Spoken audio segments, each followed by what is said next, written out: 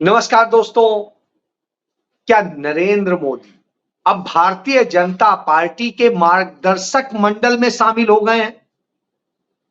और क्या उनको अब किनारे किए जाने की प्रक्रिया शुरू हो गई है? और क्या आरएसएस अब एक नई भूमिका में नजर आ रहा है? और क्या अब राम के खिलाफ बोलने वालों को अहम स्थान दे करके सारे हिंदुत्व को जड़ से मिटाने का काम नरेंद्र मोदी ने शुरू कर दिया है?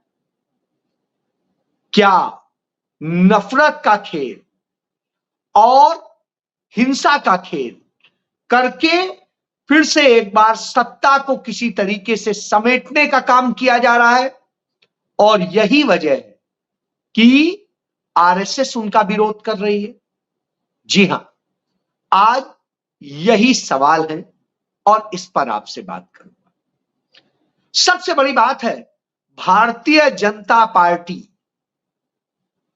का जो ऑफिशियल जो पेज है, वेबसाइट है, वो है bjp.org। और bjp.org में यदि आप जाएंगे तो उसके मीनू में, राइट साइड में मीनू है, उसे क्लिक करेंगे तो ऊपर सबसे पहले आएगा मार्गदर्शक मंडल। और मार्गदर्शक मंडल में अब 2 लोग नहीं हैं, 4 लोग हो गए। पहले 2 लोग थे, लाल कृष्ण आडवाणी और मुरली मनोहर जोशी। अब उसमें 2 और नाम जुड़ गए हैं। एक नाम है नरेंद्र मोदी और दूसरा नाम है राजनाथ सिंह। इसको लेकर के मैं आपको दिखा देता हूं। जो bjp.org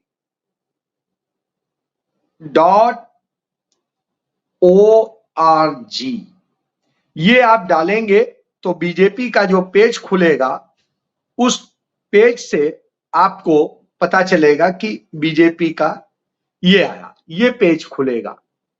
और इस पेज में जब आप जाएंगे तो आप यहां मीनू को क्लिक करेंगे। जब मीनू को क्लिक करेंगे तो इसी में ही आएगा मार्गदर्शक मंडल। और जब मार्गदर्शक मंडल में जाएंगे तो आपको मिल जाएगा कि वहां पर कौन है। और जब इसको देखेंगे तो आप ये समझ लीजिए, मार्गदर्शक मंडल में ये नरेंद्र मोदी आ जाते हैं। तो ये नरेंद्र मोदी अब भारतीय जनता पार्टी के मार्गदर्शक, ऊपर लिखा हुआ है, देखिए आप, मार्गदर्शक मंडल में आ गए हैं, राजनाथ सिंह आ गए हैं। तो इससे आप समझ सकते हैं कि अब भारतीय जनता पार्टी ने अगली तैयारी क्या कर ली है और क्यों की है, इसको भी जानने की जरूरत है। तो जब हम इसको देखेंगे तो निश्चित रूप से आएगा कि कैसे इस तरीके से हो रहा है। ये ऐसे नहीं हो सकता है, इसके लिए पूरी रणनीति है और उसी के तहत है। देखिए, इसका मैंने वीडियो बनाया जिससे कल के दिन ये डिलीट कर दें तो आपको दिखाई दे ये मार्गदर्शक मंडल में कौन कौन है। तो आपने देखा कि कैसे है, ये आप देखिए, फिर से दिखाता हूं, ये आप देखिए।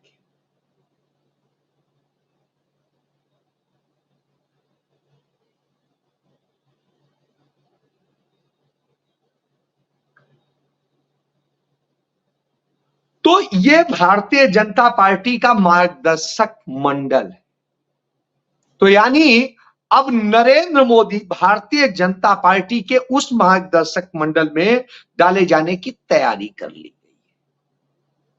और क्योंकि नरेंद्र मोदी ने जिस तरीके से हिंदुत्व के एजेंडे के साथ खेला, जिस तरीके से उन्होंने राम के नाम को बेचा और इसके बाद उन्हें राम भक्तों ने रिजेक्ट किया, उसका असर है कि अब वो मार्गदर्शक मंडल में जाने वाले हैं। इसकी तैयारी बीजेपी ने, आरएसएस ने कर ली है। मैं नहीं कह रहा हूं, उनकी वेबसाइट बता रही है, आप देख लीजिए।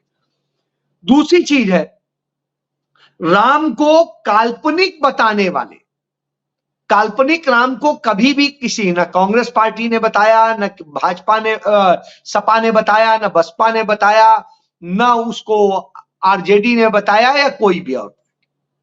लेकिन राम को काल्पनिक जो बताया वो बताया जीतन राम मांझी ने, जो भारतीय जनता पार्टी की सहयोगी है। और वो जीतन राम मांझी अब नरेंद्र मोदी मंत्रिमंडल में कैबिनेट मंत्री बन गए। अब आप समझिए, कैबिनेट मंत्री बन गए हैं जीतन राम मांझी, जो राम को काल्पनिक बताते हैं। तो राम को काल्पनिक बताने वालों के साथ में ये होगा।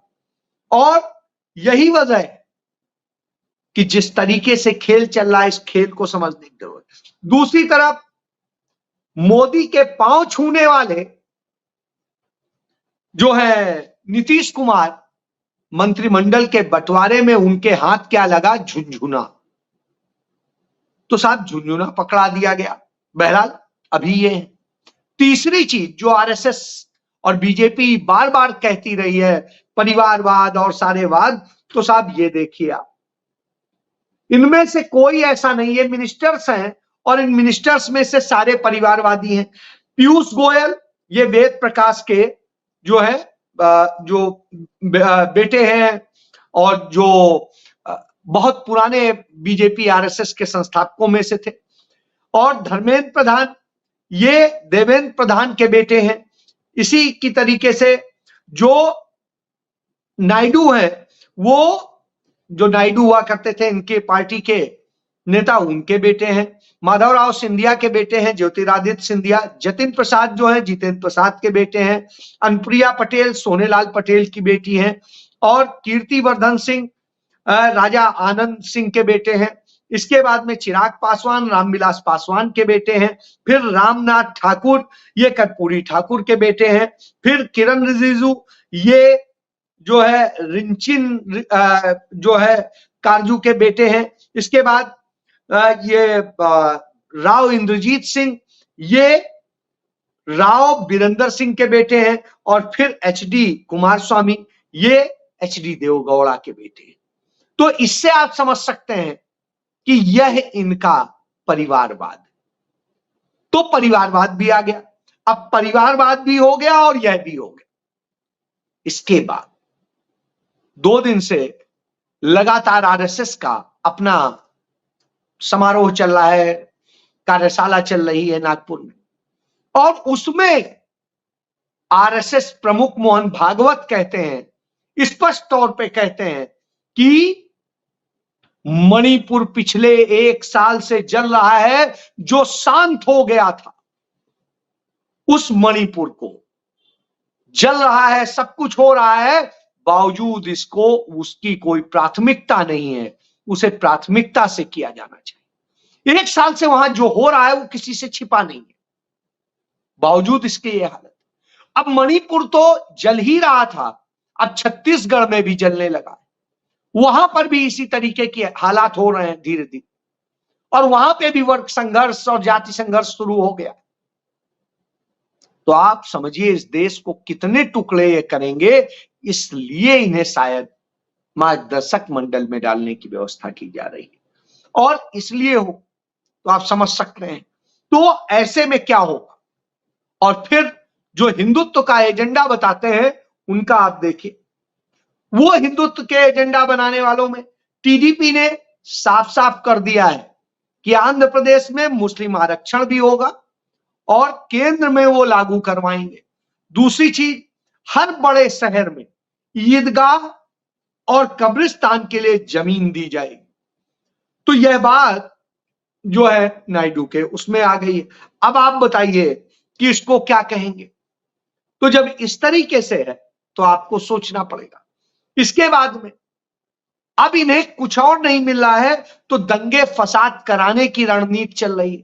उसमें ये जिस तरीके से कर रहे हैं, मैंने आपको पहले बताया था, आगरा में जैसे एक पकड़ा गया था और वो मुस्लिम बन के भड़काने की कोशिश कर रहा था। कन्नौज के एक मंदिर में मांस फेंकने वाला भी हिंदू था और उसने किस तरीके से किया था। इसी तरीके से राम मंदिर को बम से उड़ाने की धमकी देने वाला भी हिंदू था। उसने क्या किया था, और योगी को मारने और सब कुछ करने की धमकी देने वाला और वो मेल भेजने वाला आरोपी वो भी हिंदू था। जुमे की नमाज के बाद में जमकर नारेबाजी करने और सब कुछ करने वाला वो भी हिंदू था।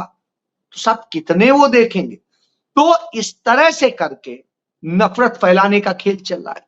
और जब नफरत फैलाने का खेल चल रहा हो, सब चल रहा हो, तब क्या कहते हैं मोहन भागवत, पढ़ लीजिए खुद, हम नहीं कह रहे।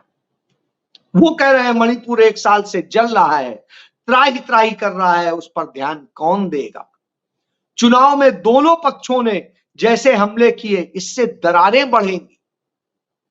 और उन्होंने स्पष्ट कह दिया, जो मर्यादा का पालन ना करे, अहंकार ना करे, वही सही सेवक होता है। यानी नरेंद्र मोदी अब प्रधानमंत्री, प्रधान सेवक रहने योग्य नहीं है। यह बात स्पष्ट तौर पे मोहन भागवत ने कह दी। उन्होंने यह भी कह दिया, विपक्ष को विरोधी नहीं प्रतिपक्ष कहना ही सही है, क्योंकि लोकतंत्र में वो विरोधी नहीं होता, वो आपको राह दिखाने वाला होता है, सही मार्ग पे ले जाने वाला होता है। और जब इसकी बात चलती है तब स्वाभाविक सी बात है कि बात आएगी। तो जब यह बात होती है तो इसके साथ साथ वो इस पर भी जिक्र करते हैं कि जिस तरीके से देश में अडानी को 25 एयरपोर्ट दे दिए गए और न जाने क्या क्या बेच दिया गया, नेहरू, इंदिरा और मनमोहन सिंह के समय में जो तमाम पीएसयू बने थे, उन पीएसयू को किस तरीके से बेचा गया, किस तरीके से क्या किया गया, इससे देश के अंदर बड़ी विषमता आई है। इसको लेकर भी बात हो रही है। इस पर भी बात हो रही कि पिछले 10 सालों में नरेंद्र मोदी ने किस तरीके से जुमलेबाजी की है। जैसे उन्होंने कहा था 2022 तक सबको पक्के घर मिल जाएंगे। क्या देश में सबके पास पक्के घर हैं? नहीं है।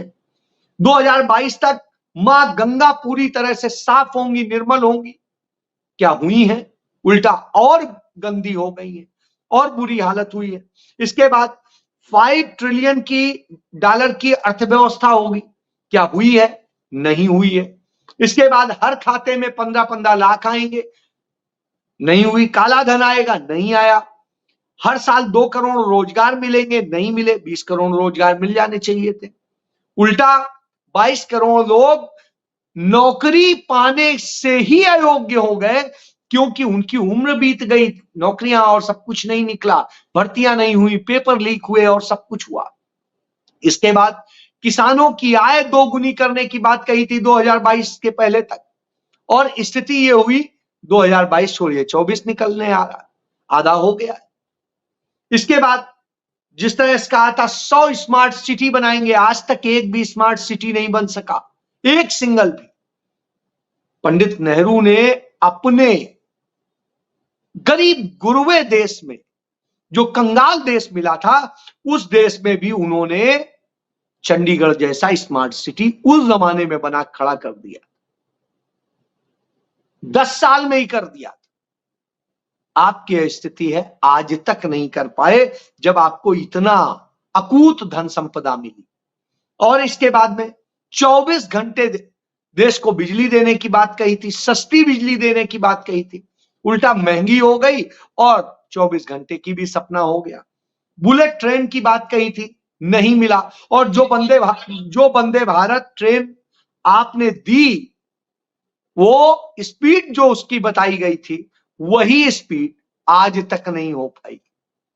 आज तक 70 से 80 की स्पीड पर ही वो टिकी हुई है, उससे ऊपर जा ही नहीं पाई, जो 150 की स्पीड से चलनी थी। तो आप इससे समझ लीजिए कि क्या किया है। और संविधान से खेला जा रहा है, लोकतंत्र से खेला जा रहा है, सब कुछ किया जा रहा है। तो साहब क्यों नहीं मार्गदर्शक मंडल में डाला जाना चाहिए? तो मार्गदर्शक मंडल में शायद इसीलिए जानबूझ के उन लोगों के नाम शामिल किए गए हैं, क्योंकि शायद उन्हें अब वहां भेजने की तैयारी की जा रही। तो यह स्थिति है। और यह चीज इसलिए भी सामने आ रही है क्योंकि आरएसएस को पता है कि यह चुनाव कैसे जीता गया है, कैसे जितना वोट पड़ा उस वोट की भी गिनती नहीं हुई। इसका भी उदाहरण मौजूद है। टाइम्स ऑफ इंडिया ने इसको लेके खबर छापी है कि कैसे 48 लाख वोट गिना ही नहीं गया और उत्तर प्रदेश में 1 दर्जन ऐसी सीटें हैं जहां पर हार जीत का आंकड़ा चंद हजार में, चंद 100 में, तो जहां 100, 200, 400, 800, 1000 ऐसा आंकड़ा होगा तो वहां 48,000 वोट क्या खेल करेगा, आप समझ सकते हैं। तो इस तरह की स्थिति है और जब यह स्थिति हो तो निश्चित रूप से मार्गदर्शक मंडल में डालना चाहिए, नहीं डालना चाहिए। आज हालत यह है कि महिला सम्मान और सबकी बात होती है, न महिला का सम्मान है, न लोगों का सम्मान है, न मतदाताओं का सम्मान है और अब तो राम का भी सम्मान खो गया। एक दलित वहां से क्या जीत गया, नरेंद्र मोदी को तकलीफ हो गई और इंडिया गठबंधन का प्रत्याशी जो जीता दलित, उससे इतनी तकलीफ है कि आज वही लोग जो राम के नाम पे जाने क्या क्या कहते थे, आज उन्हीं राम को, उन्हीं अयोध्या को आग लगाते घूम रहे हैं। इस तरह की दशा हो तो आप समझिए। इसी तरीके से महिलाओं की स्थिति है। उत्तर प्रदेश में गोरखपुर की ही बात करें, गोरखपुर में भी महिलाएं सुरक्षित नहीं। एक गैंग रेप की पीड़िता अदालत से आदेश करा के आती है, बेचारी एफआईआर दर्ज कर आती है, पुलिस एफआईआर नहीं दर्ज करती और उसके बाद में महीनों से उस पर कार्रवाई नहीं हो रही है। जब वो डीएम के यहाँ इसकी शिकायत को लेके जाती है तो उल्टा उसको इस तरीके से प्रताड़ित किया जाता है कि वो वहीं बेहोश होकर गिर जाती है, उसे हॉस्पिटलाइज्ड कराया जाता है।